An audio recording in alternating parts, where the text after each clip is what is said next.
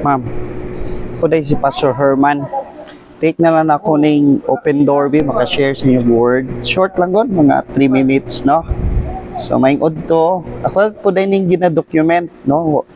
I believe, dili yun, tawag gani, aksidente nga nakabisita ko dere. Supposedly sa Panabo de ihatod. Actually, dahil nag-seed sa kuha o sapatos. Kaya nag-share ko ba, niya nagagisi na akong sapatos, niya na nakakita. Muna siya, no, gikan pa ni, I think, sa Jensen, di ko lang sure.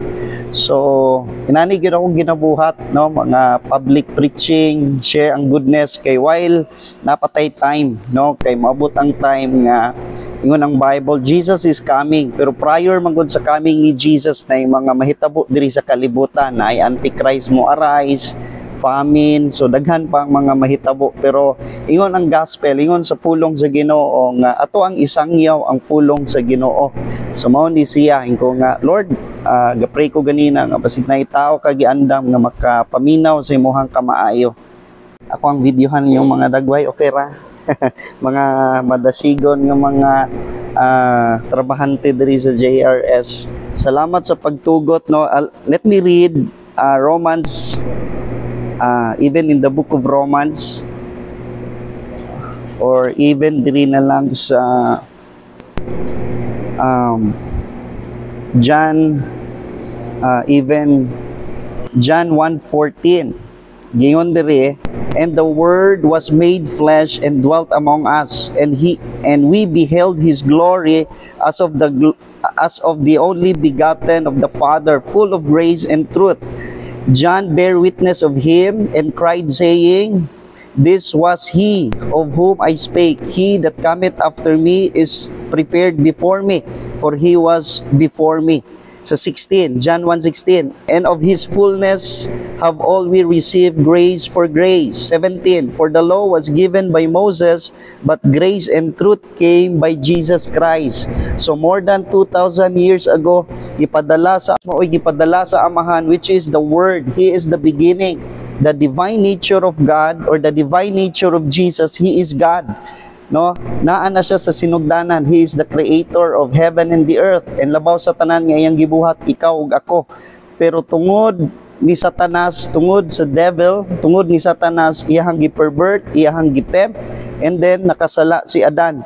Og kanang sala ni Adan ning kaylap na kanatong tanan. That's why the Bible says kitang tanan nakasala. Amen ba mo ana mga igsoon, no? So sa tuwang panultihon, batasan, ako po dahil ning gina-document kay because this cellphone or kaning cellphone kaniadto I was in bondage, no? Nagsigi kog tan-aw og pornography. Sige kog tan-aw photos, videos, or even I was also in bondage with masturbation, no? Usa hihugaw kayo paminawon, pero graciously og sa gugma og sa gahom sa Ginoo di na ko maulaw mo testify ni ana because inana ka maayo si Jesus mo usab og kinabuhi, no? So kung unsa man, I was also in wrong relationship sa una, I was also in perversion, mga mali nga relasyon, pero nganong ako ning gina-share karon because si Jesus ra gyud ang nag-usab sa akong kinabuhi, no? Og kung unsa man ang inyong kabalaka, problema, naay kagawasan which is si Jesus Christ. Ug kung nakasala ka, naay kapasayloan. Gibuhat na ni Jesus tanan dito sa cross. Siya ang maoy namatay, siya maoy nag-antos, no, para sa imong kapasayloan, even sa kuang kapasayloan. So si Jesus ni ari para higugmaon ta. Wala ni ari si Jesus para ikondinata. He came to save us. Ni ari si Jesus para ubanan ka sa matag adlaw, no? Daghang klase-klase nga mga giagian ng mga tao, problema sa pamilya, sa bana, or even sa imuhang relasyon. Pero igsoon ay good news. Si Jesus naghigugma kanimo og kanako. So padayon lang ko, gamay na lang yun igsoon, no? Romans 3:23, kay giingon sa pulong, for all have sinned and come short of the glory of God. Mao na nga, pastor, nganong muwali mangyud kag bisang kinsa nga tao, because ingon ang pulong, ang tanan tao nakasala ug nakabsan sa himaya sa Dios. So ang only nga pag-asa or paglaom sa tanan is si Jesus. Mao na nga atong isangyaw si Jesus sa mga katawhan. Giyon sa Bible, being justified freely by His grace through the redemption that is in Christ Jesus. Dito kanina hitabo ang pagluwas sa Ginoo kanato is sa cross of Calvary. So giyon sa Bible, halos di na mailhan nga tao pa si Jesus. Iyon ang John 19:23. The soldiers then they had crucified Jesus, took his garments and made 4 parts, to every soldier a part, and also his coat. Now the coat was without seam, woven from the top throughout. No, makita na to inana nga klase ang pagpakaulaw ni Jesus, no?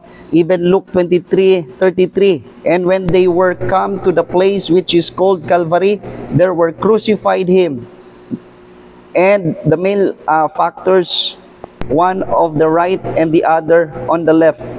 Then said Jesus, Father, forgive them, for they know not what they do. And they parted his raiment and cast lots. Igsoon, nagkadugo si Jesus, halos di na mapurma nga tao ang iyang panagway. It was all bloody. Even giluwaan si Jesus, gitadyakan, gilaparo, inana nga klase ang naamguhan ni Jesus alang kanimo ug kanako. Even they strip Jesus, no, gipakaulawan ug gihubuan si Jesus, igsoon alang ikaw ug ako mapasaylo. Ug dito sa cross, he was brutally suffered. Ingon sa Bible, he was wounded, lashes after lashes, bunal-bunalan, nagkadugo, no? Inaana nga klase ang nahitabo kan Jesus dito sa cross. Ngano man, pastor, ingon ang Bible, because Jesus loves you and Jesus loves me, aron ikaw ug ako makabaton og kagawasan ug kapasayloan. Ingon sa Bible, halos di na mapurmang tao pa si Jesus, no? Brutally suffered. Igsoon, mao na nga good news. Ingon ang Bible, dili na to ikaulaw ang pagsangyaw sa good news, kay mao ka nang gahom sa Dios, mao ka nay muusab kanimo ug muusab kanako, igsoon. So hallelujah. And ingon sa Bible, si Jesus is maong libreng regalo, igsoon. So kung regalo ba ato bang bayran? No, di ba regalo is just you have to receive. Dawata lang kinasing-kasing. Ilita mo in prayer kung okay lang sa inyo ha, na magin mo diri, no? Kung naay gusto mo dawat kang Jesus, kung gusto ninyo talikdan ang inyong mga sala, pinaagi lamang na sa gugma o sa grasya ni Jesus. Pwede ta mo piyong ipiyong na to tong mga mata, magampo ta, no? Kung okay lang sa inyo ha. Idungo na to tong mga ulo. Jesus Christ, salamat sa imong gugma. Salamat sa imong gibuhat dito sa cross. Ikaw ang nagsakripisyo, gilatos, gipatay alang sa akong kapasayloan. Salamat sa imong gugma, Amahan. Ug naa ako karon akong isurrender ang akong kinabuhi ug akong sala, ako nang itugyan diha kanimo. Pasayloa ako, Jesus, ug karong adlaw ako kang dawaton isip Dios ug manluluwas. Igsoon, nablihan na to atong baba. You say, Jesus Christ, I receive you as my Lord and my Savior. Giyahi ako, protect me, resurrect me, in Jesus' name. And everyone said, Amen and Amen. Igsoon, salamat sa jutay nga panahon. Again, ako si Pastor Herman of the Holy Ghost and Fire Church from Samal Island, no? So, dalaygon, padayon sa inyo ang mga trabaho. God bless us all. Bye, salamat.